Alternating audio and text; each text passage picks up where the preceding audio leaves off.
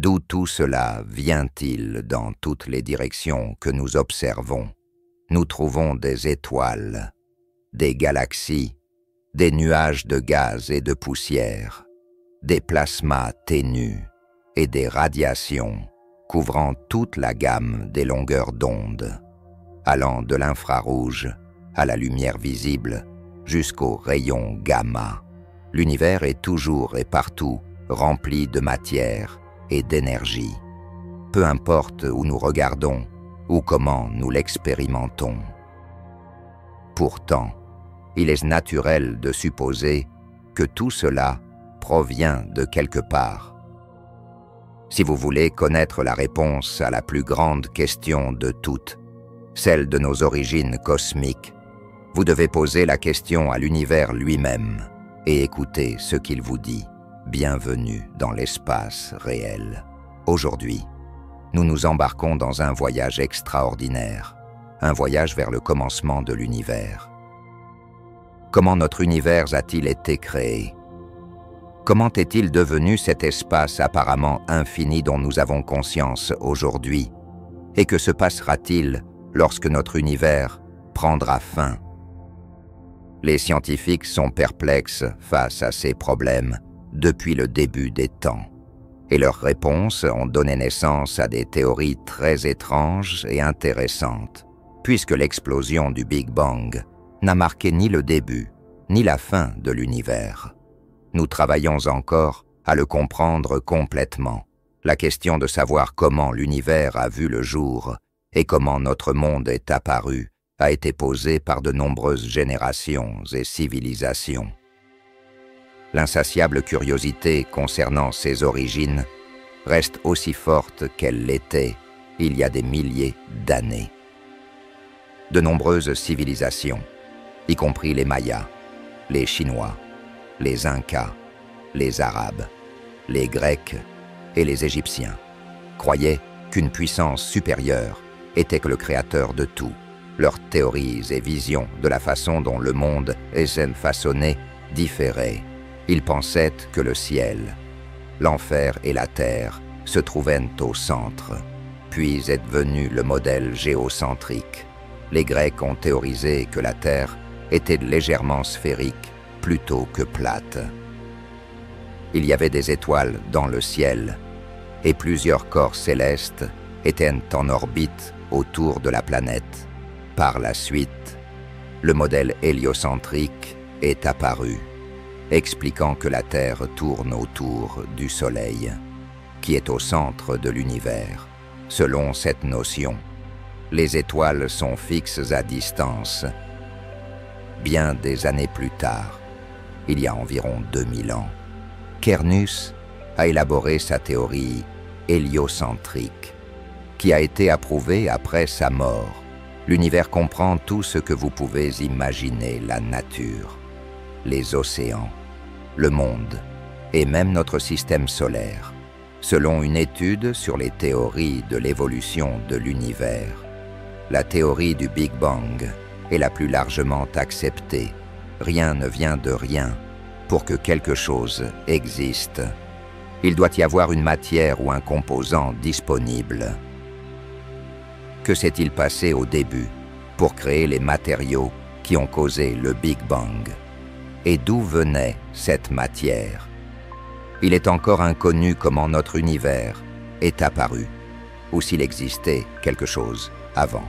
Mais seuls les physiciens travaillant encore pour trouver la réponse. Il nous faudrait expliquer l'état quantique initial de l'univers entier pour fournir une réponse significative à la question de savoir comment quelque chose a pu exister à partir de rien. Toute tentative d'y parvenir est encore hautement spéculative. Certaines font appel à des forces surnaturelles, comme un concepteur.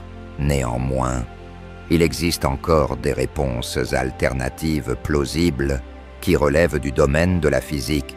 Cela inclut le multivers, constitué d'un nombre infini d'univers parallèles, et les modèles cycliques de l'univers qui subissent des renaissances répétées. Roger Penrose, le physicien, lauréat du prix Nobel 2020, a proposé une théorie fascinante mais controversée de la cosmologie cyclique, conforme pour un cosmos cyclique. Penrose s'est inspiré d'une connexion mathématique intéressante entre un état très chaud, dense et petit de l'univers, tel qu'il était au moment du Big Bang, et un état extrêmement froid, vide et dilaté de l'univers, tel qu'il sera dans un futur lointain. Sa théorie radicale pour expliquer cette correspondance est que ces états deviennent mathématiquement identiques lorsqu'ils sont pris à leurs limites, aussi incroyable que cela puisse paraître. Toute la matière de notre univers pourrait provenir d'une absence complète de matière. De ce point de vue, le Big Bang provient presque de rien.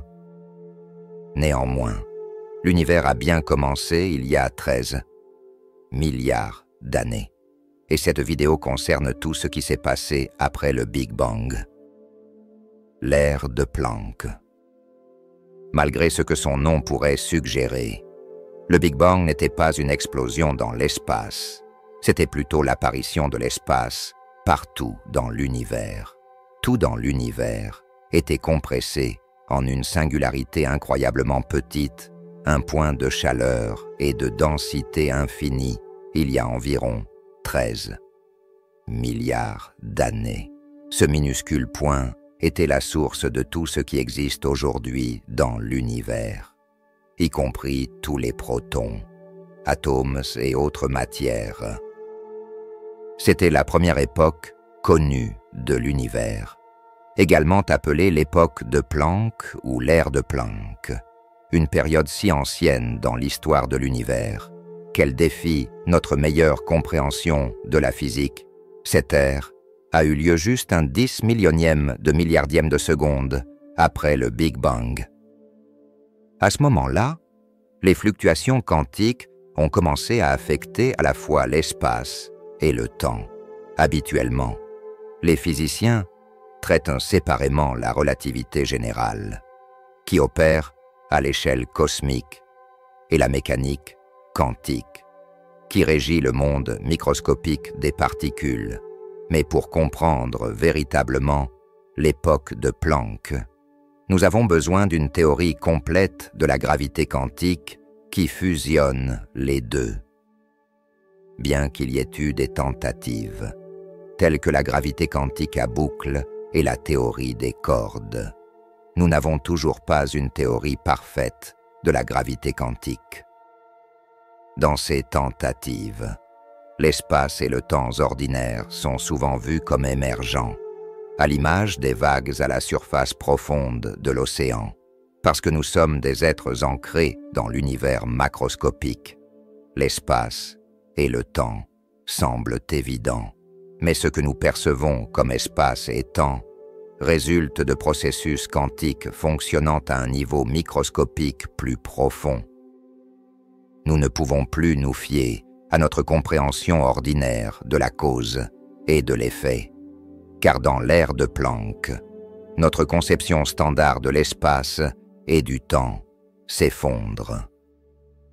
Malgré cela, toutes les théories candidates de la gravité quantique décrivent quelque chose de physique qui se passait dans l'ère de Planck, une sorte de précurseur quantique de l'espace et du temps ordinaire. Mais d'où cela vient-il? Le physicien Max Planck a créé un système d'unités à la fin des années 1890 pour simplifier l'expression des lois de la physique. Nous pourrions calculer ces unités de Planck identiques en utilisant seulement 5 constantes naturelles, telles que la constante gravitationnelle et la vitesse de la lumière.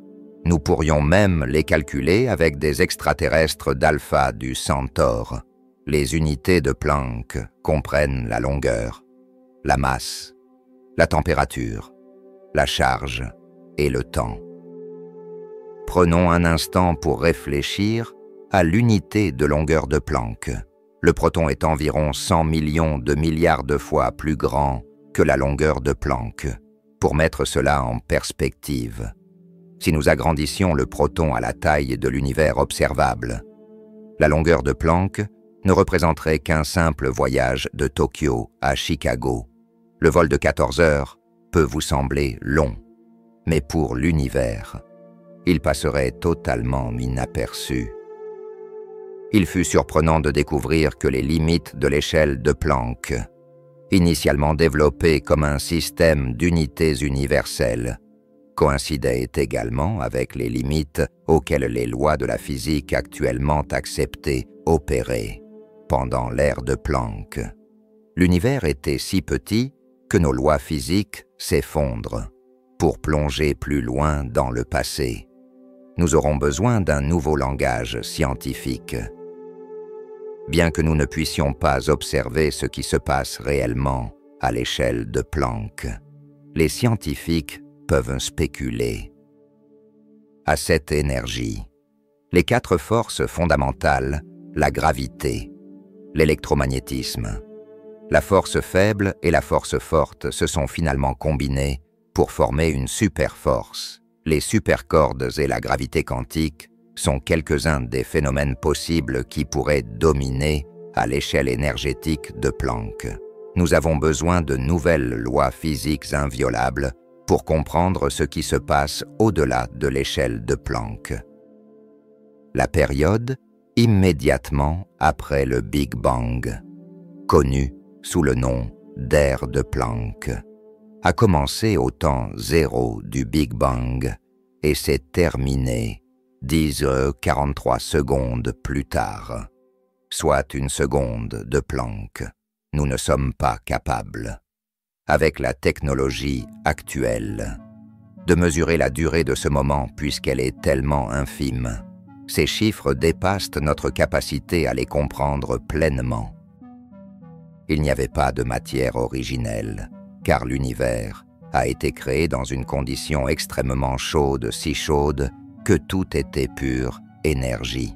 L'univers était à environ 100 millions de milliards de degrés, soit 10^34 Kelvin, et environ 100 millions de milliards de fois plus petit qu'un proton au début de la période de Planck. Pour vous donner une idée, c'est la taille d'un atome. Le rayon typique d'un atome est d'environ 0,1 nanomètre, où 1 nanomètre équivaut à 1 milliardième de mètre. Les atomes sont extrêmement légers et petits. Ils sont composés de particules subatomiques protons, neutrons et électrons, qui sont encore plus petits et plus légers qu'un atome. Le Big Bang a créé l'univers, qui est en expansion depuis lors. Cependant, l'espace et le temps n'existent pas dans l'univers jusqu'à ce qu'il atteigne l'échelle de Planck. L'espace se compacte, mais le temps reste indéfini, selon la théorie des cordes. Il y avait 10 dimensions dans l'univers pendant l'ère de Planck, mais ces dimensions se sont effondrées en 4. Une façon de visualiser les 6 dimensions supplémentaires serait de les imaginer comme des hypersphères extrêmement petites entre les espaces entre les particules élémentaires. 4 dimensions énormes et si microscopiques. La meilleure façon de décrire l'univers pendant l'ère de Planck est comme une mousse quantique à 10 dimensions, contenant des trous noirs de la taille de Planck qui se forment et se détruisent en continu, sans cause ou effet apparent. Cependant, l'imprévisibilité immense de la période de Planck prend fin après seulement 100 millions de milliardièmes de seconde, lorsque l'univers se refroidit et se dilate progressivement, marquant le début d'une nouvelle ère. Pendant un certain temps, l'univers n'aura pas l'apparence ou le comportement qu'il a aujourd'hui. Mais à partir de là, nos théories actuelles ont au moins une chance d'expliquer ce qui se passe. L'ère de la grande unification, la gravité, la force faible, L'électromagnétisme et la force forte sont les 4 forces fondamentales qui influencent tout ce que nous faisons au quotidien, qu'il s'agisse de jouer au basket-ball, d'envoyer une fusée dans l'espace ou simplement de poser un aimant sur votre réfrigérateur. Tout ce qui se produit dans le cosmos est contrôlé par ces forces. Toutes les interactions connues en science, qu'elles soient infimes ou énormes, ainsi que celles que nous rencontrons au quotidien, sont causées par ces forces. Ces forces expliquent comment les galaxies se déplacent, comment les réactions chimiques se produisent dans nos laboratoires, comment les noyaux atomiques sont structurés et pourquoi la désintégration radioactive se produit. Elles expliquent également le sens réel de concepts courants, comme la friction et la force normale. Vous connaissez sûrement la gravité, car elle vous a certainement aidé à tomber au moins une fois. La gravité est l'attraction entre 2 objets qui ont une masse ou de l'énergie. Que ce soit lorsque vous laissez tomber une pierre d'un pont, qu'une planète orbite autour d'une étoile, ou que la Lune provoque les marées océaniques parmi les forces fondamentales. La gravité est probablement la plus reconnaissable et intuitive, mais elle s'est également avérée être l'une des plus difficiles à expliquer. Le concept de gravité a été proposé pour la première fois par Isaac Newton, qui prétendait avoir été inspiré par une pomme tombée d'un arbre.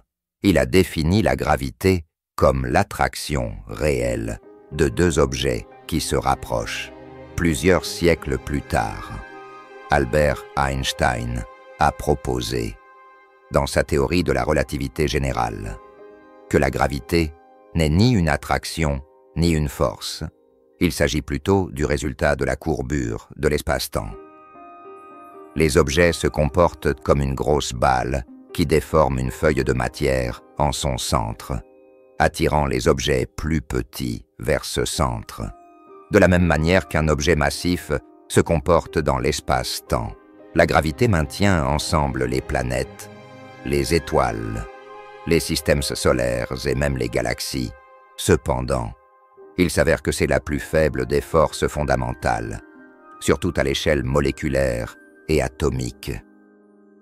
Réfléchissez à ceci: combien est-il difficile de soulever une balle du sol, de lever votre pied ou de faire un saut. Toutes ces actions vont à l'encontre de la gravité de la Terre entière. De plus, la gravité a très peu d'effet en comparaison des autres forces fondamentales à l'échelle moléculaire et atomique. La force faible, alors que les autres forces maintiennent les choses ensemble, joue un rôle plus important dans la désintégration ou la décomposition. Bien qu'elle ne soit efficace que sur des distances extrêmement courtes, la force faible, également appelée interaction faible, est plus forte que la gravité. C'est une interaction entre particules subatomiques essentielles à la création des éléments et à la source d'énergie des étoiles. Une grande partie de la radiation naturelle qui existe dans l'univers est également causée par cette force, bien que son nom puisse laisser penser qu'il s'agit d'une force faible. Elle est environ 25 fois plus forte que la force gravitationnelle au sein du noyau, en raison de sa relative faiblesse par rapport à la force forte ou à la force nucléaire forte.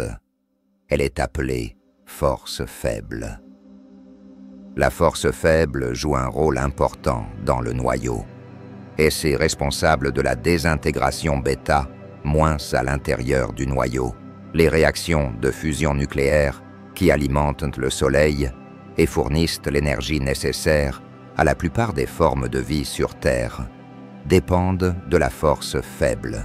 C'est aussi pour cette raison que les archéologues peuvent utiliser le carbone 14 pour dater d'anciens os, bois et autres artefacts vivants. Le carbone 14, qui contient 8 neutrons, se transforme en azote 14 lorsque l'un de ces neutrons se désintègre en proton, en raison du taux prévisible de désintégration. Les scientifiques peuvent déterminer l'âge de ces artefacts. La force électromagnétique entre les particules chargées, comme les électrons négativement chargés et les protons positivement chargés, est également connue sous le nom de force de Lorentz. Des charges similaires se repoussent, tandis que des charges opposées s'attirent. La force augmente avec l'ampleur de la charge. Et tout comme la gravité, cette force peut être ressentie à une distance infinie, bien qu'elle soit très faible à cette distance. La force électromagnétique, comme son nom l'indique, est composée de deux parties, les forces magnétiques et électriques. Les scientifiques ont d'abord distingué ces deux forces, mais ils ont finalement découvert qu'elles font partie de la même force, qu'elles soient fixes ou en mouvement. Les particules chargées créent un champ qui leur permet d'interagir. Cependant, dès que ces particules se déplacent, la force magnétique entre en jeu. Les particules créent un champ magnétique autour d'elles lorsqu'elles bougent. Ainsi, lorsque les électrons circulent dans un fil pour charger votre ordinateur ou votre téléphone, ou pour allumer votre téléviseur, le fil devient magnétique par l'échange de bosons sans masse appelés photons. Les forces électromagnétiques sont transmises entre particules chargées, mais un autre type de photon est celui qui transporte la force entre ces particules chargées. Bien qu'ils soient techniquement les mêmes que les particules réelles et détectables, ils sont virtuels et indétectables. Certains des phénomènes les plus couramment observés, comme l'élasticité, la friction, la force normale et la force qui lie les objets entre eux, sont causés par la force électromagnétique. La force nucléaire forte est la plus puissante des 4 forces fondamentales de la nature, communément appelée interaction nucléaire forte. Elle est 6000 trillions de fois plus forte que la gravité. Elle est responsable des liaisons entre les quarks qui forment les protons et neutrons, qui eux-mêmes constituent les noyaux des atomes. Ils doivent être approximativement à l'intérieur du diamètre d'un proton. Une fois dans cette portée, des bosons chargés sans masse, appelés gluons, transmettent la force forte entre les quarks et les maintiennent collés ensemble. Une infime fraction de la force forte, appelée la force résiduelle forte, agite entre les protons et les neutrons. Comme les protons dans le noyau ont des charges similaires, ils se repoussent mutuellement. Cependant, la force résiduelle forte peut surmonter cette répulsion, gardant les particules liées au sein du noyau d'un atome. La théorie de la grande unification est une théorie que les physiciens ont réussi à créer pour combiner les forces électromagnétiques, faibles et fortes. La force forte s'est séparée des autres au moment de la période de grande unification, qui a commencé environ 10,38 secondes après le Big Bang. Cette séparation a libéré une énorme quantité d'énergie, qui est supposée avoir provoqué une expansion très rapide de l'univers. L'univers s'est dilaté d'un facteur de 10,35 en 10h32 secondes pendant la courte période connue sous le nom d'inflation, passant d'une taille incroyablement petite, plus petite qu'une particule subatomique, à celle d'un pamplemousse en un clin d'œil. Gardez à l'esprit que la théorie de l'inflation ne concerne que l'univers observable. Elle ne dit rien sur l'univers dans son ensemble.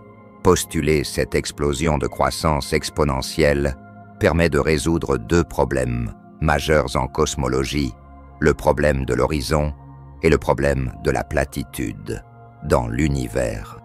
Ce que vous voyez est essentiellement le même, peu importe la direction dans laquelle vous regardez. Un très haut degré de précision. Les températures du fond diffus cosmologique sont presque identiques dans toutes les directions à travers l'univers. Si vous y réfléchissez plus attentivement, cela ne devrait vraiment pas être le cas. En réalité, lorsque vous regardez dans une direction dans l'espace, vous regardez en fait dans le passé, car la lumière se déplace à la vitesse de la lumière. La lumière qui atteint vos yeux ou votre télescope a été émise il y a des années. Cela signifie qu'il y a une limite qui s'étend dans toutes les directions à environ 14 milliards d'années-lumière. Cette limite est en réalité plus éloignée, car l'espace lui-même est en expansion. Mais vous pouvez l'ignorer pour les besoins de cet exemple. Il n'y a aucune possibilité que quoi que ce soit de plus éloigné ait jamais pu entrer en contact avec nous. Donc, vous regardez avec votre puissant télescope et vous pouvez voir le fond diffus cosmologique à 14 milliards d'années-lumière. Appelez ce point A. Maintenant, si vous le regardez dans la direction opposée, à 14 milliards d'années-lumière, appelons ce point B. Vous observez exactement le même type de fond diffus cosmologique, normalement. Cela suggérerait que tout le CMBR dans l'univers s'est d'une manière ou d'une autre propagé à travers le cosmos, comme si l'on chauffait un four. D'une manière ou d'une autre, l'information thermique est communiquée entre les points A et B. Cependant, étant donné que les points A et B sont séparés de 28 milliards d'années-lumière et qu'aucun signal ne peut se déplacer plus vite que la vitesse de la lumière, il est impossible qu'ils aient jamais communiqué pendant toute la durée de vie de l'univers. S'il n'y a aucun moyen pour la chaleur de se transférer entre eux, comment ont-ils atteint la même température, tel le problème de l'horizon, aussi appelé parfois problème de l'homogénéité? Le problème de la platitude concerne la géométrie de l'univers, qui semble être plate, en particulier à la lumière des nouvelles données de Webb, même 14 milliards d'années après la formation de l'univers, alors que de petites variations auraient dû croître de manière drastique. La densité de matière et le taux d'expansion de l'univers semblent presque parfaitement équilibrés. Les physiciens ont besoin d'une explication pour savoir pourquoi les petites déviations n'ont pas augmenté de manière spectaculaire. Ce qui ne s'est pas produit. Les variations n'existaient-elles pas? N'ont-elles pas grandi en de grandes variations à grande échelle? Quelque chose s'est-il produit pour les aplanir? Le problème de la platitude cherche à expliquer cela. Pourquoi la géométrie de l'univers semble-t-elle si parfaitement plate? Ces trois types d'univers sont des représentations simplifiées de la manière dont l'espace se courbe naturellement dans l'univers. Premièrement, il y a l'univers fermé, où l'univers contient suffisamment de matière pour que la gravité surmonte éventuellement l'expansion de l'espace. Un tel univers a une courbure positive dans sa géométrie. Cela correspond au modèle original d'Einstein, qui ne comprenait pas de constante cosmologique. Deuxièmement, il y a l'univers ouvert, où le cosmos continuera toujours à s'étendre au même rythme, car il n'y a pas assez de matière pour l'arrêter. Cet espace-temps a une forme de sel avec une courbure négative. Le troisième est l'univers plat, où l'expansion de l'univers ralentit au fil du temps, mais ne s'arrête jamais tout à fait, car la densité de matière et l'expansion de l'univers s'équilibrent exactement. Cet espace n'a aucune courbure globale. En 1980, l'astrophysicien Alan Guth a proposé la théorie de l'inflation pour résoudre les problèmes de l'horizon et de la platitude. Dans ce modèle, l'expansion précoce de l'univers a accéléré à un rythme beaucoup plus rapide que celui que nous observons aujourd'hui. Selon la théorie de l'inflation, toute courbure détectable à grande échelle du cosmos aurait été éliminée par l'inflation ultra rapide. Cela peut être comparé à l'agrandissement d'un minuscule globe à la taille de la Terre. La section locale que vous verriez semblerait très plate, mais le globe reste toujours courbé. La portion visible du cosmos semble presque plate en raison de l'inflation massive de l'univers minuscule, ce qui résout le problème de la platitude. La raison pour laquelle le problème de l'horizon est résolu est que pendant l'inflation, l'espace s'est étendu si rapidement que ces régions proches se sont étendues pour couvrir tout l'univers visible. Cependant, ces régions proches ont ensuite été dispersées à travers l'univers visible. L'inflation du ballon peut être utilisée comme un modèle de base pour expliquer comment l'univers s'étend. Chaque point sur le ballon s'éloigne du centre. Donc une personne à n'importe quel point pourrait avoir l'impression d'être au centre de l'expansion. Les espaces entre les objets à la surface du ballon augmentent à mesure qu'ils se dilatent. L'univers s'est étendu d'un facteur énorme pendant l'inflation. Ce nombre comporte 26 zéros après le chiffre 1. Cela dépasse le débat habituel sur l'inflation politique et économique.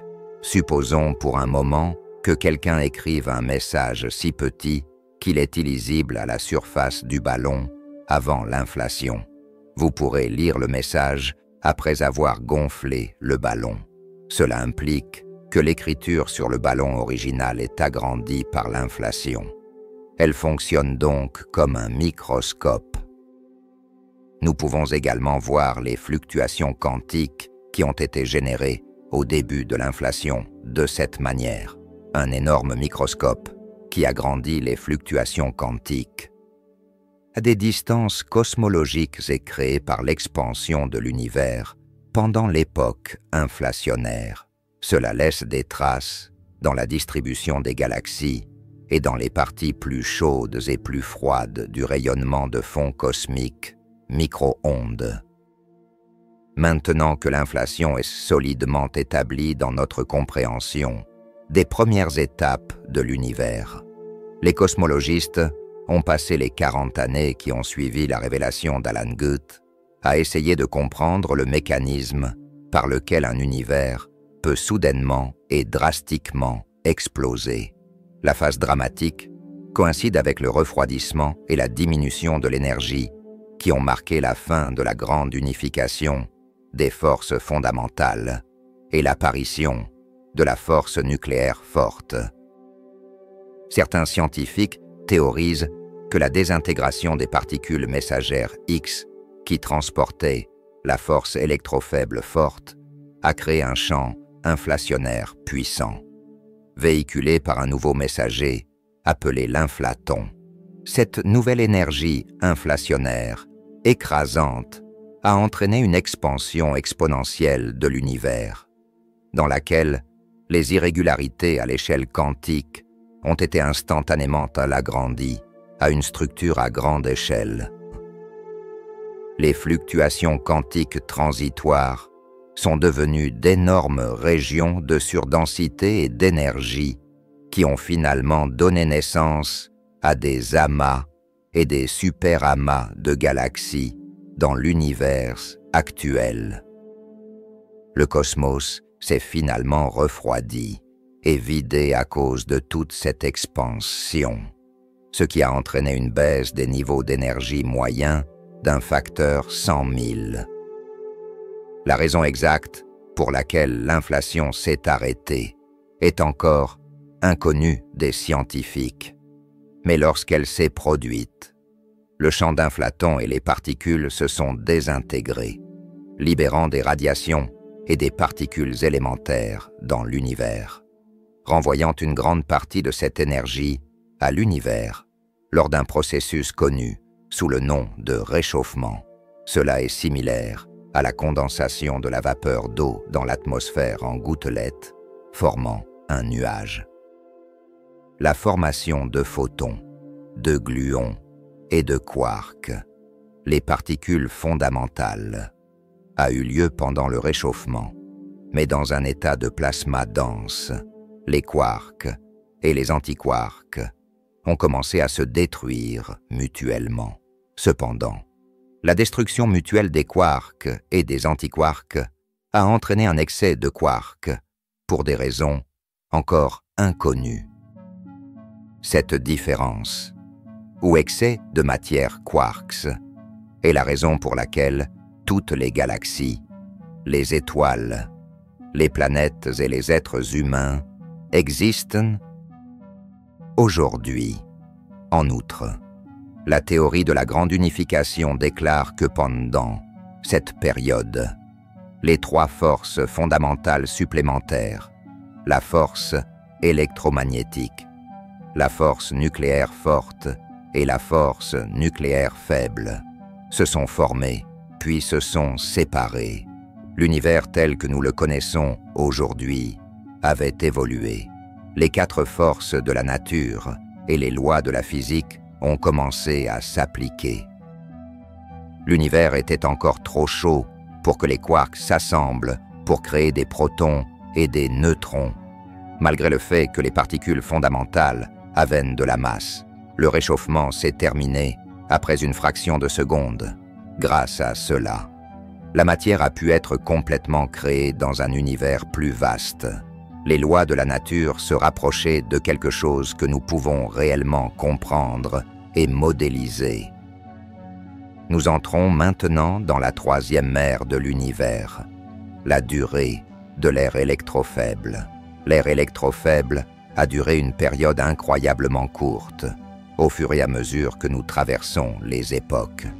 Il devient maintenant plus clair comment une petite singularité a pu s'étendre si rapidement pour former l'univers actuel. L'époque électrofaible marque le début de l'univers moderne tel que nous le connaissons, car à la fin de celle-ci, les quatre forces fondamentales seraient distinctes les unes des autres. De plus, nous assisterons à la création des premières particules qui donneront finalement naissance à la matière. La plupart d'entre nous connaissent l'électron, le proton et le neutron lorsqu'ils pensent aux particules.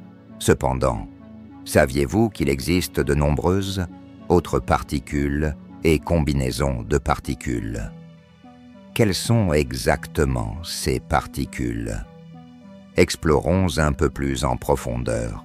Tout le monde conduit une voiture, utilise un ordinateur portable et possède un téléphone.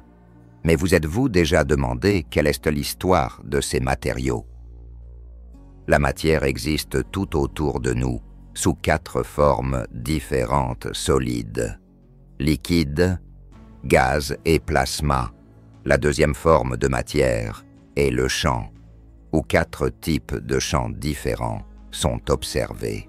Le champ électromagnétique et le champ gravitationnel sont bien connus grâce aux événements dans notre environnement. Les deux autres, appelés champs nucléaires, se produisent dans le monde des atomes. Il existe deux types de champs nucléaires, faibles et forts, qui ont des intensités de champs différentes. La forme corpusculaire de la matière se compose de deux groupes de particules fondamentales. Les particules fondamentales, également appelées particules élémentaires, sont les plus petits blocs de construction de l'univers. La caractéristique clé des particules fondamentales est qu'elles n'ont pas de structure interne. ce qui signifie que les chercheurs les considèrent comme des points zéro-dimensionnels qui n'occupent aucun espace. Il existe des millions de molécules complexes dans une seule cellule. Lorsque nous agrandissons l'une de ces molécules, nous pouvons enfin voir les atomes individuels. Pour faire simple, il y a environ 40 trillions de cellules dans le corps humain, et chaque cellule contient environ 100 trillions d'atomes. Cependant, les atomes ne sont pas la fin de l'histoire. Si nous pouvions agrandir davantage, à la périphérie des atomes, des nuages d'électrons seraient visibles et nous verrions des espaces vides si nous agrandissons encore plus. Mais ne nous arrêtons pas là. Nous pourrions voir le noyau au centre de l'atome. Cependant, l'histoire ne s'arrête pas au noyau. Un agrandissement supplémentaire du noyau révélerait des protons et des neutrons collés les uns aux autres. Ces particules sont subatomiques. Maintenant, agrandissons encore une fois un des protons. Nous détectons de minuscules particules dansantes à l'intérieur du proton. Ce sont des quarks. Nous appelons ces petites particules des particules fondamentales ou élémentaires. Dans le modèle standard de la physique des particules, il existe 4 porteurs de force et 12 particules de matière. En plus, des quarks, qui sont des particules élémentaires. Alors, qu'est-ce qui classe quelque chose comme une particule élémentaire? Si nous regardons un proton, il est composé de 3 quarks. Par conséquent, les protons sont des particules subatomiques plutôt que des particules élémentaires. Les particules élémentaires ne peuvent pas être divisées en parties plus petites, car elles ne possèdent pas de sous-structure. Cela signifie qu'elles ne sont faites de rien. Ce sont les derniers et plus petits blocs de construction connus de notre univers. Toute la matière est composée de particules appelées fermions et de particules porteuses de force, appelées bosons. Les leptons et les quarks sont les 2 types de fermions, étant donné que les leptons ne forment pas de groupe et fonctionnent seuls. Ils sont classés comme des particules solitaires et sont également des fermions. Ils n'ont pas de structure interne. Comme toutes les particules fondamentales, il existe 6 types différents de leptons-électrons. Neutrinos électroniques, muons, neutrinos muoniques, tau et neutrinos tauiques. Lorsqu'on les classe selon leur masse, le tau et le neutrino tauique sont les plus lourds du groupe, tandis que l'électron et le neutrino électronique ont la plus faible masse. Les leptons portent une charge entière, qui est une charge négative ou neutre. Leur charge est un nombre entier. Les charges du tau, du muon et de l'électron sont toutes de moins. De plus, les neutrinos sont sans charge.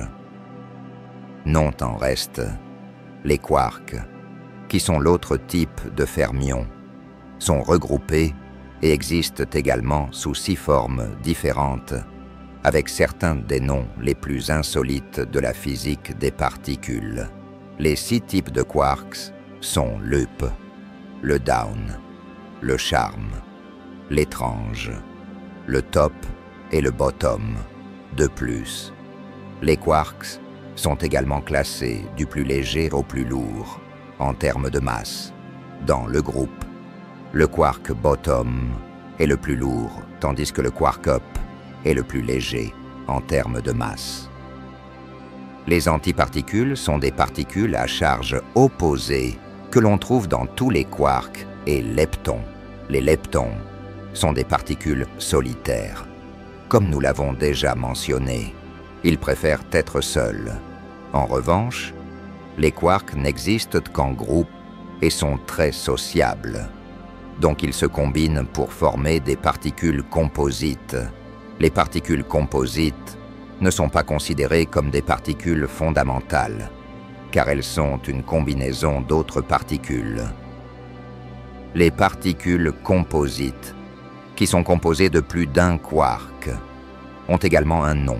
Elles s'appellent des hadrons et sont réparties en deux classes différentes. D'abord les baryons, qui sont des hadrons composés de 3 quarks, et ensuite les mésons, qui sont des hadrons composés de 2 quarks, un quark et un antiquark.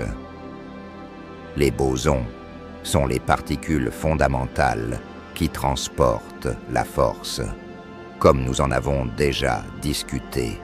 Pour les fermions, ils agissent comme de la colle. Les bosons existent également en 4 variétés principales. Gravitons, gouverné par la force gravitationnelle. Photons, gouverné par la force électromagnétique. Gluons, gouverné par la force nucléaire forte. Et V et Z, gouvernés par la force nucléaire faible. Les particules de lumière, ou photons, sont sans masse. En conséquence, elles peuvent voyager dans le vide à la vitesse de la lumière. Mais si toutes les particules élémentaires étaient sans masse, notre univers serait très différent. Un proton ne pourrait pas capturer un électron sans masse pour créer un atome d'hydrogène. De plus, l'absence d'atomes d'hydrogène signifie l'absence d'étoiles, de galaxies et de vie telle que nous la connaissons. Toutes les particules élémentaires étaient sans masse dans la première fraction de seconde. Cependant, quelque chose s'est produit très rapidement après l'ère de la grande unification, permettant à certaines particules de gagner de la masse. Mais comment ces particules ont-elles obtenu leur masse? Pour clarifier cela, plusieurs physiciens ont proposé une théorie dans les années 1960.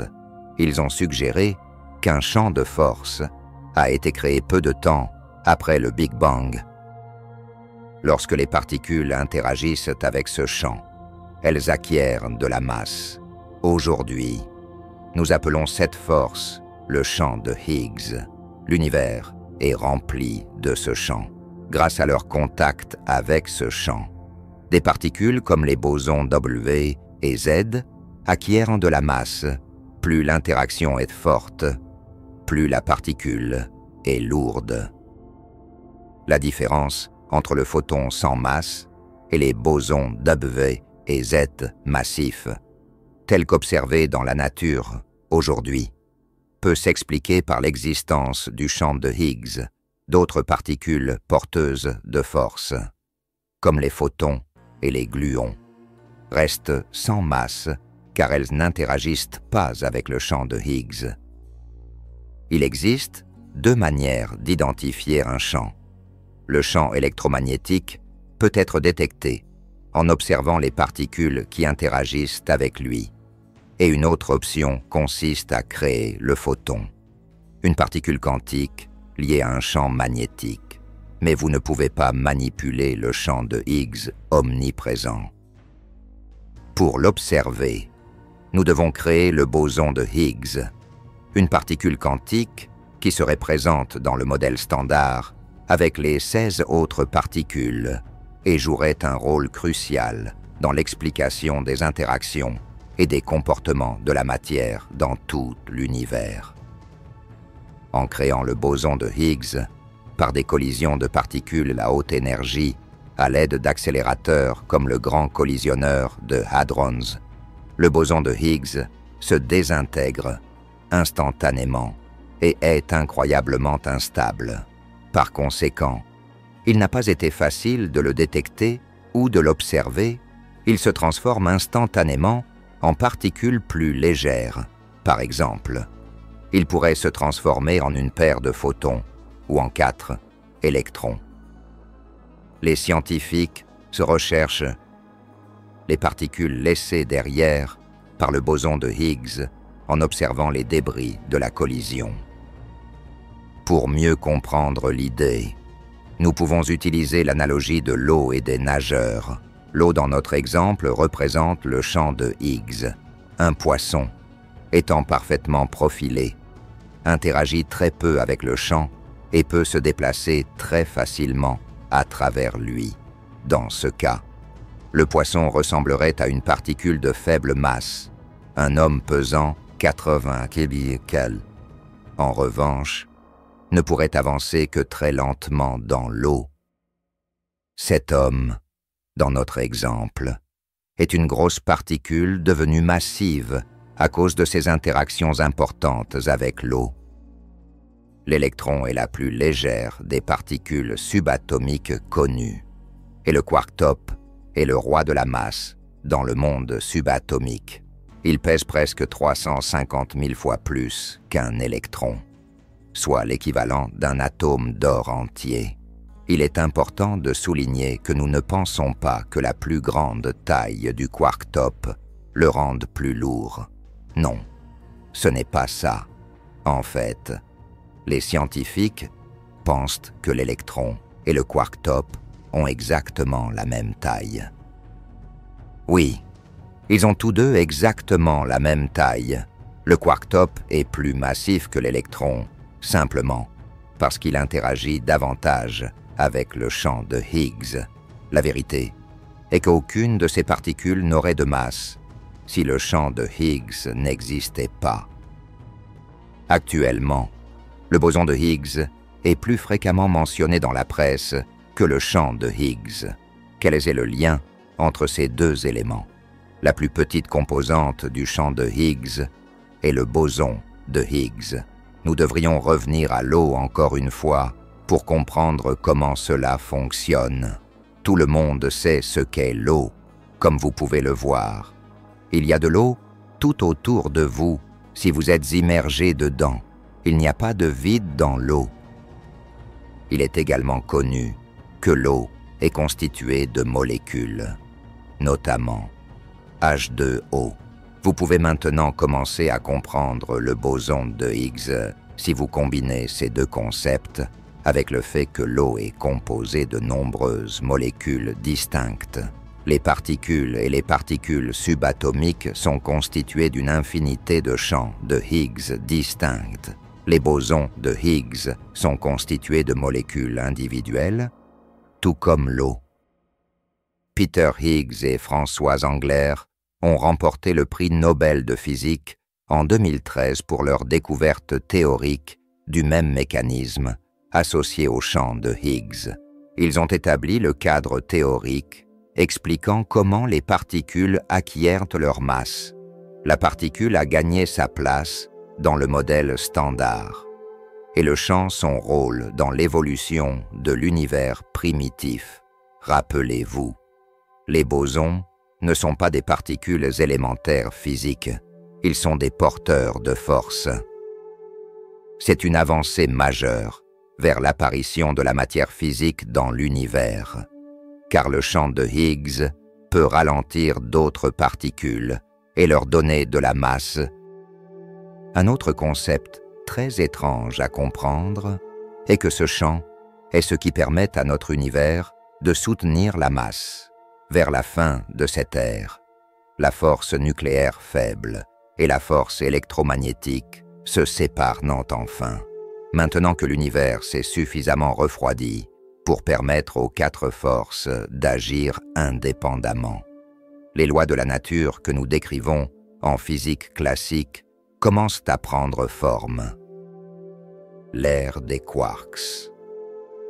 À cette époque, l'univers s'est refroidi à environ 10 quadrillions de degrés, menant à une plus grande stabilité. Cela marque le début de l'ère des quarks, définie par les interactions de la matière. Durant cette ère, les quarks et les antiquarks se forment, entrent en collision et s'annihilent rapidement. L'antimatière, un type particulier de matière, annihile la matière normale lors de leur contact, libérant ainsi une énergie immense. Par exemple, Un gramme d'antimatière interagissant avec un gramme de matière libérerait une énergie équivalente à la bombe atomique de 1945 qui a dévasté Hiroshima. L'énergie peut créer de la matière et de l'antimatière en quantité égale depuis la découverte de l'antimatière en 1931. Son existence est largement acceptée par les physiciens. Un processus, appelé baryogénèse, a conduit à un léger excès de quarks par rapport aux antiquarks, aboutissant à la matière que nous observons aujourd'hui. Ce déséquilibre a empêché l'annihilation indéfinie des particules et de l'antimatière. La raison de ce léger déséquilibre reste incertaine. Certaines théories suggèrent que l'univers favorise légèrement certaines particules subatomiques, comme les quarks, par rapport à leurs homologues d'antimatière. Cela a été observé dans les années 1160. Cependant, cette différence seule ne suffit pas à expliquer l'existence de l'univers. Les neutrinos, des particules de très faible masse produites lors de la désintégration radioactive, pourraient détenir la clé. Les chercheurs construisent des accélérateurs de particules et des détecteurs pour étudier le comportement des neutrinos et de leurs homologues d'antimatière. Si leur comportement diffère, cela pourrait expliquer la formation de l'univers à travers un processus appelé leptogénèse, qui implique des particules de faible masse, l'accumulation de quarks et la présence de gluons, une particule porteuse de force de type boson, ont créé une soupe dense de quarks et de gluons. À la fin de l'ère des quarks, une nouvelle ère a commencé. L'ère des hadrons. L'ère des hadrons a commencé et a duré d'environ 10 microsecondes à 1 seconde après le Big Bang. Pendant cette période, la température de l'univers atteignait environ 1 trillion de degrés, permettant aux quarks de se combiner pour former des hadrons. Il existe 2 classes de hadrons, les baryons et les mésons. Une légère asymétrie entre matière et antimatière provenant de la phase précédente, connue sous le nom d'asymétrie baryonique, a entraîné l'élimination de la plupart des antibaryons à la fin de cette époque. Seuls les baryons légers et stables, protons et neutrons, sont restés. En raison de la densité élevée des leptons, les protons et les neutrons se convertissaient rapidement les uns en les autres sous l'action de la force faible. Cependant, à mesure que l'univers se refroidissait, ces conversions ralentissaient considérablement, laissant environ 7 protons pour chaque neutron. Comme l'hélium nécessite 2 protons et 2 neutrons pour former un noyau, tandis que l'hydrogène ne nécessite qu'un proton. L'excès de protons par rapport aux neutrons a conduit à un excès équivalent d'hydrogène par rapport à l'hélium, comme on l'observe aujourd'hui. Pour expliquer l'abondance apparente d'hélium dans l'univers, George Gamow a proposé que la majorité de l'hélium présent aujourd'hui ait été créé lors des premières étapes du Big Bang, en moins de temps qu'il n'en faut pour cuire un poulet. Gamow a théorisé que le cosmos a commencé comme une soupe chaude de particules, qu'il a appelée ilem, du mot grec désignant la substance informe à partir de laquelle les éléments se sont formés. Il a confié à Ralph Alpher, un candidat au doctorat, la tâche de comprendre les processus ayant produit des éléments plus lourds à partir de l'ilem. Gamow et Alpher ont développé ces idées dans un article intitulé « L'origine des éléments chimiques », qui a établi les bases de la fusion avant les étoiles et reste la référence pour comprendre comment les hautes températures au début de l'univers, ont transformé l'hydrogène en hélium via des intermédiaires de deutérium. Le protéum, composé d'un seul proton, est la forme la plus légère d'hydrogène. Ces noyaux d'hydrogène existaient dès que les quarks se sont liés pour former des protons. Il est important de se rappeler que les atomes d'hydrogène neutres, qui possèdent à la fois des protons et des électrons, ne se formeraient pas avant un certain temps. La sphère de l'espace, qui deviendrait l'univers observable, avait un rayon d'environ 10 années-lumière. L'ère de la nucléosynthèse. Environ 10 secondes après le Big Bang, l'univers s'était suffisamment refroidi pour que certains noyaux de deutérium, composés d'un proton et d'un neutron, commencent à se former. Malheureusement, ces noyaux de deutérium restaient instables dans la soupe cosmique, chauffée en raison des hautes températures et de l'énergie des particules, s'ils étaient frappés par un photon. Comme cela était inévitable dans de telles densités, ces premiers noyaux composites se brisaient à nouveau. Les physiciens appellent cela le goulet d'étranglement du deutérium.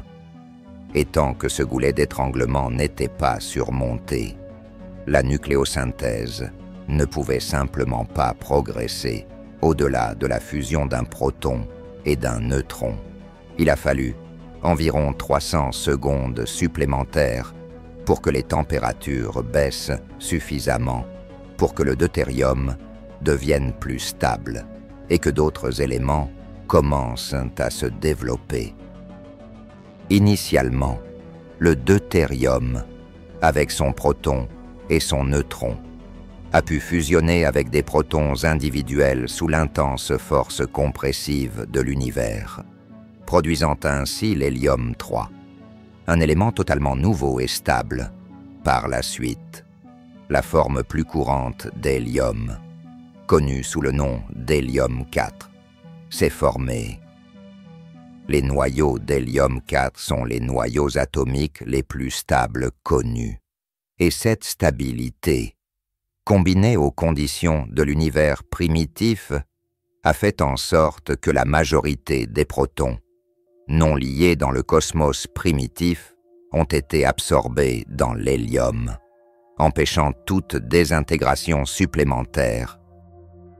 Même 8 milliards d'années après cette intense formation d'hélium, et la naissance et la mort d'innombrables étoiles, l'univers contient encore environ 23% d'hélium. Cette observation soutient fortement la théorie d'Alpher. Si le ratio proton-neutron avait été différent, une grande partie de la matière ordinaire de l'univers se serait désintégrée en neutrons non chargés et inactifs, et en hélium.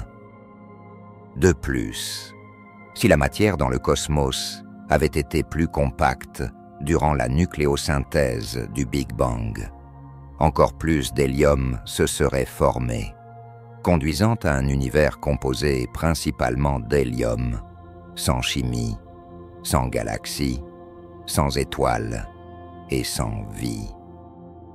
Heureusement, ce n'était pas le cas.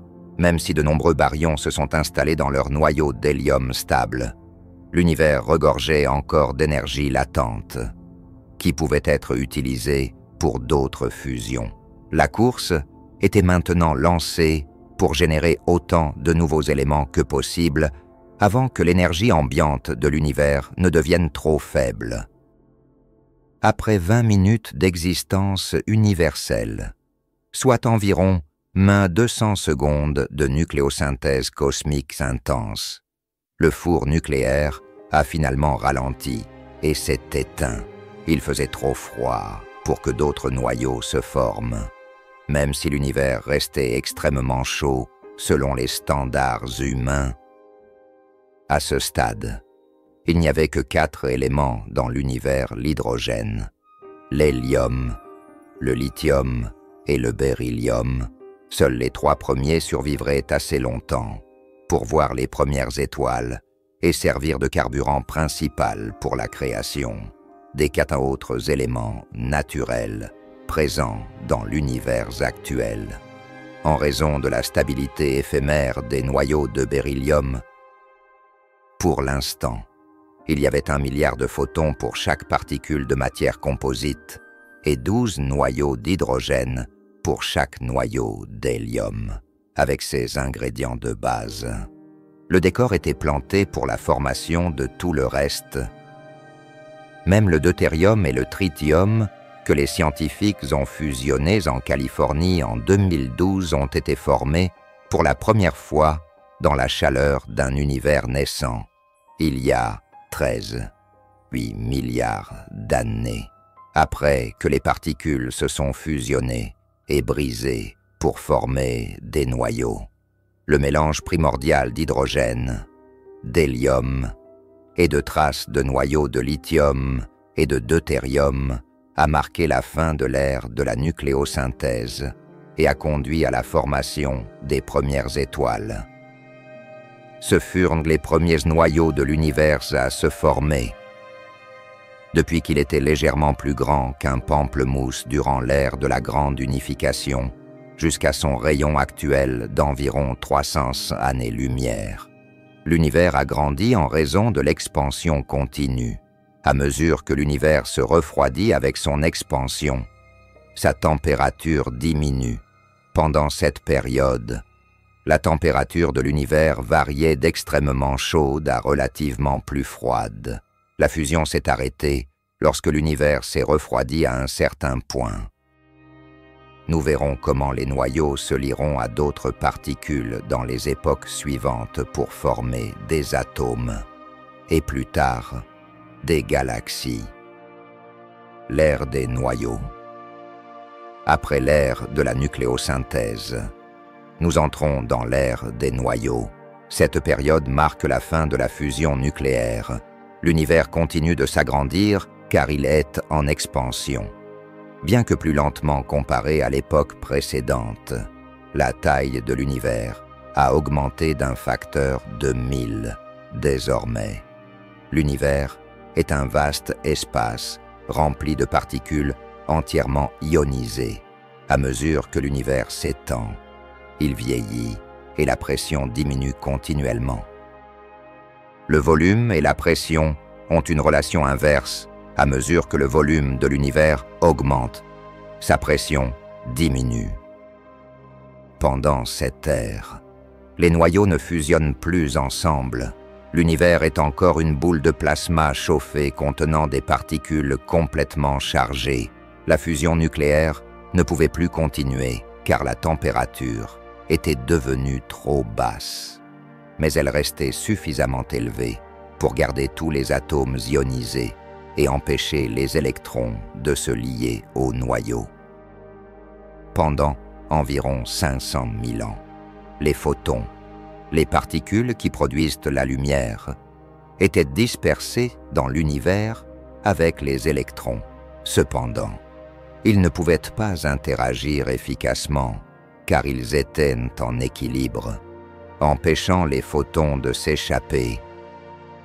L'ère des noyaux a généré beaucoup de lumière, mais elle était invisible en raison de la densité extrême de l'univers.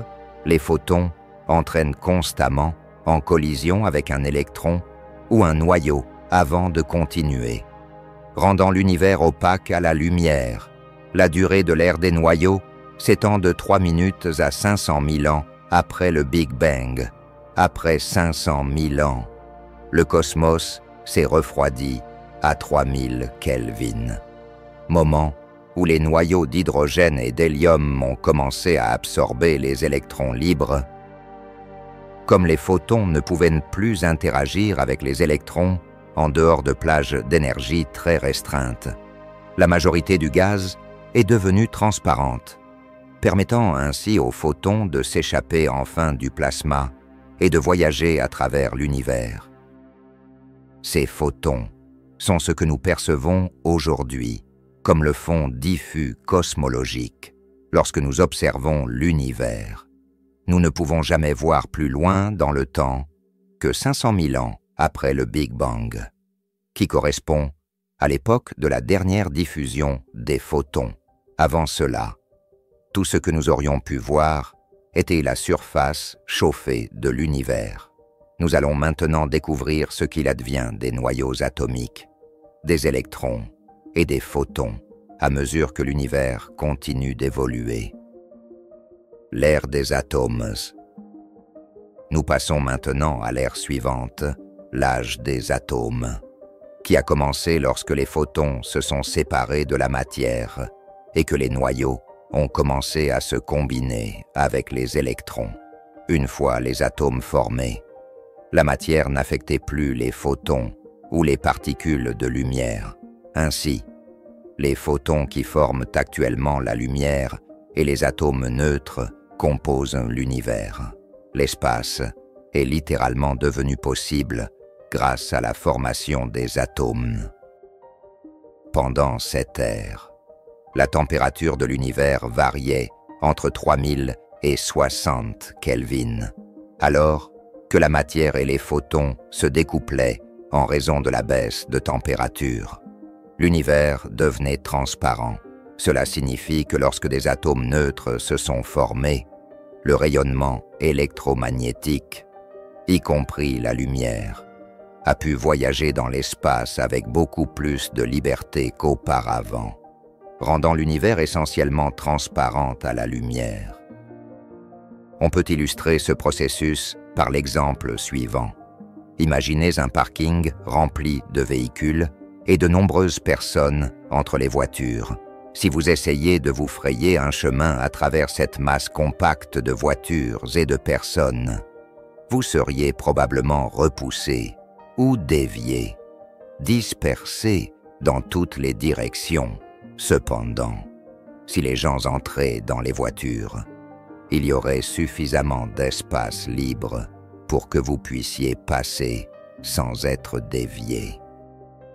Cette phase de l'évolution de l'univers est appelée l'époque de la recombinaison, car elle a vu la combinaison des noyaux et des électrons pour créer des atomes stables. L'époque du découplage tire son nom du fait que la lumière a finalement pu se séparer de la matière au cours de cette période. Nous observons le fond diffus cosmologique sous forme de lumière basse, énergie, uniquement parce que l'expansion du cosmos a décalé l'énergie des photons vers le bord rouge du spectre lumineux. Ces photons avaient à l'origine une énergie dans l'ultraviolet, une bande plus courte. Depuis, le satellite Cosmic Background Explorer a mesuré ce rayonnement de fond et a constaté qu'il correspond parfaitement au spectre d'un corps noir à une température de 2,73 Kelvin.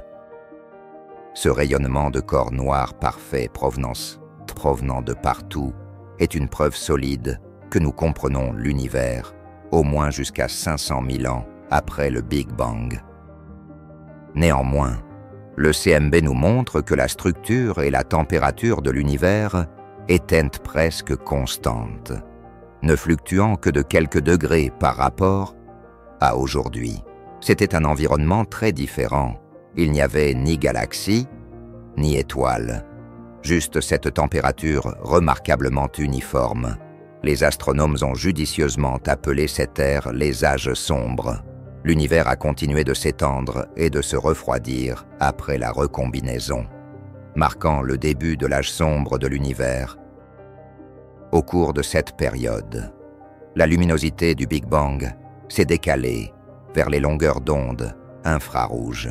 Cet âge sombre, qui a duré des centaines de millions d'années et qui a commencé environ 400 000 ans après le Big Bang, fut la dernière période où l'univers était vraiment vide.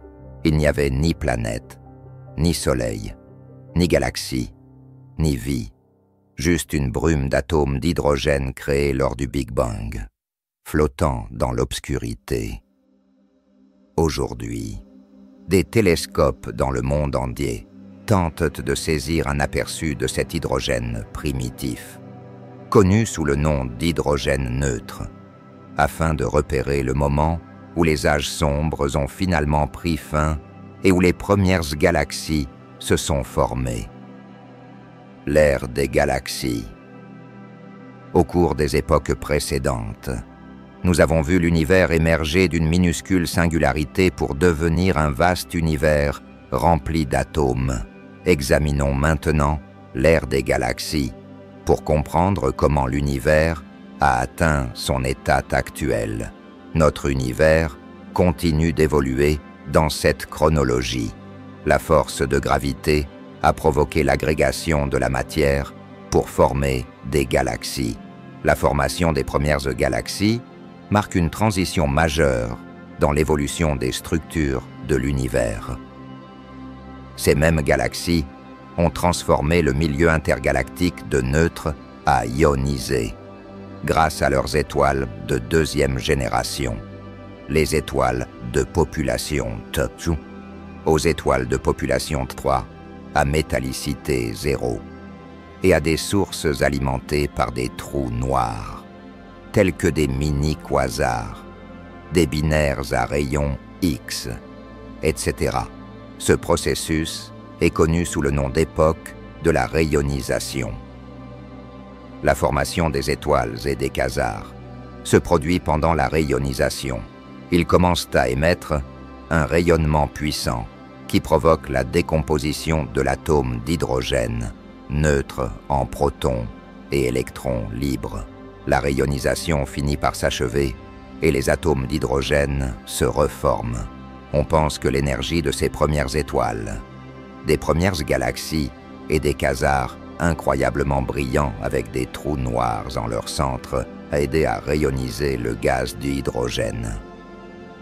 Dans ce cas, l'ionisation est le processus par lequel l'énergie des étoiles extrait les électrons des atomes du gaz environnant, provoquant ainsi son éclat, comme c'est la deuxième fois que le gaz est énergisé depuis le Big Bang. Cette époque est appelée rayonisation. Grâce à l'énergie combinée de ces premières étoiles et galaxies, la lumière a pu voyager plus loin dans l'espace qu'elle ne l'avait fait auparavant. La question la plus pressante en astrophysique est probablement de mieux comprendre la formation des premières étoiles, ce qui nous aidera à saisir comment les premières galaxies ou groupes d'étoiles se sont formés. Le télescope spatial James Webb, récemment lancé, a été conçu en grande partie pour répondre à cette question, car ses capacités infrarouges lui permettent de voir des objets très décalés vers le rouge. Comme ces premières galaxies, par la suite, les galaxies sont progressivement attirées les unes vers les autres par la gravité, formant des amas et des superamas. Une voie pour le développement et l'ignition des étoiles a été créée par la différence de densité dans le fond diffus cosmologique, et ces étoiles se sont finalement rassemblées pour former des galaxies. L'univers s'étend avec un diamètre de 93 milliards d'années-lumière à cette période.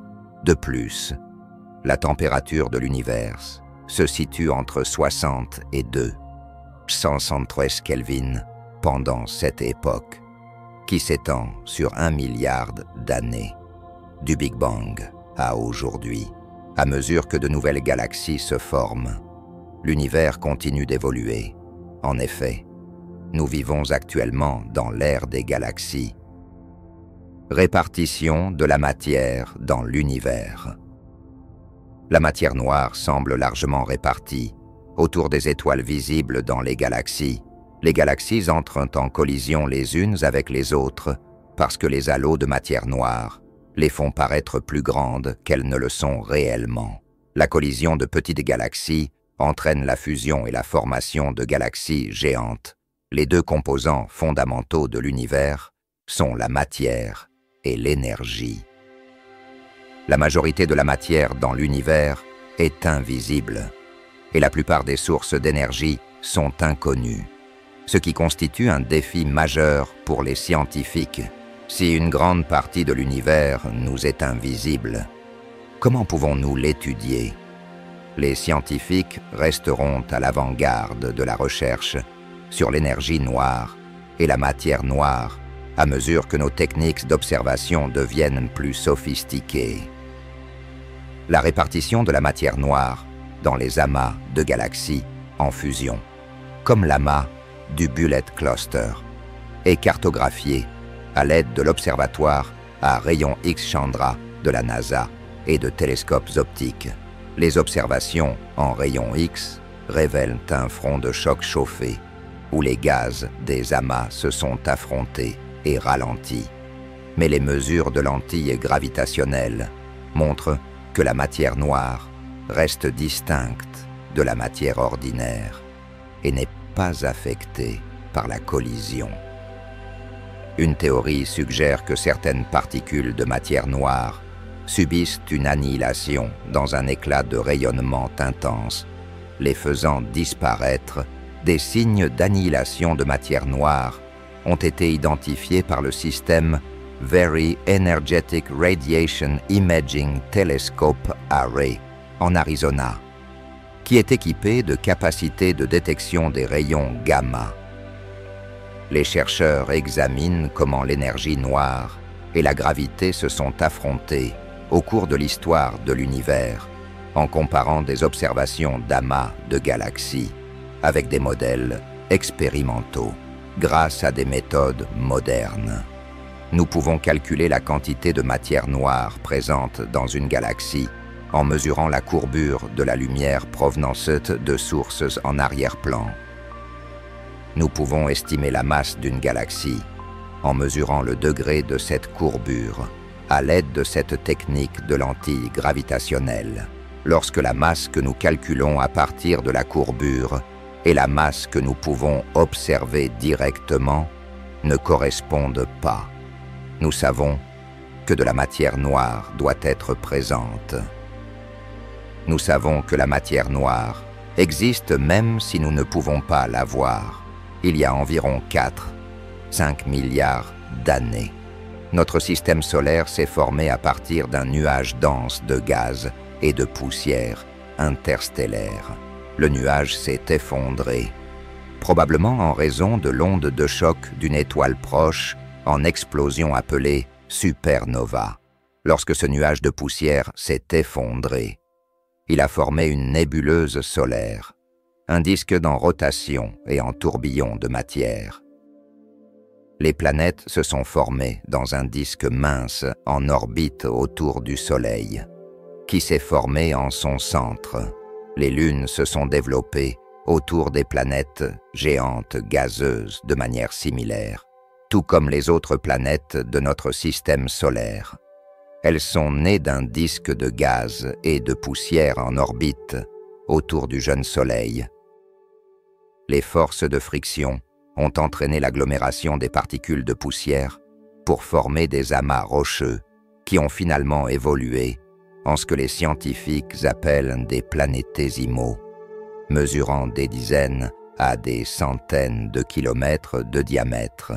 Après la collision de ces protoplanètes, la Terre, notre planète, s'est formée. Aujourd'hui, la matière domine sur le rayonnement dans l'univers. Les protons, neutrons et électrons, les composants connus des atomes, ainsi que la mystérieuse matière noire, constituent la matière. La majeure partie du rayonnement dans l'univers prend la forme du fond diffus cosmologique micro-ondes, fait remarquable. Malgré son extrême faiblesse, le rayonnement du fond micro-ondes contient encore plus d'énergie que l'ensemble des étoiles et galaxies connues réunies. Cela s'explique par le fait que, bien que les étoiles et les galaxies émettent un rayonnement extrêmement puissant, elles ne représentent qu'une petite partie de l'espace. Physiquement parlant, notre univers semble incroyablement parfait s'il était différent.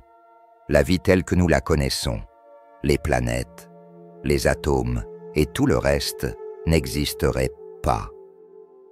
Notre univers, dans toute sa grandeur, est une symphonie minutieusement réglée de lois physiques, de constantes fondamentales et de forces cosmiques Ce n'est pas juste un assemblage aléatoire de matière et d'énergie, c'est un chef-d'œuvre de précision.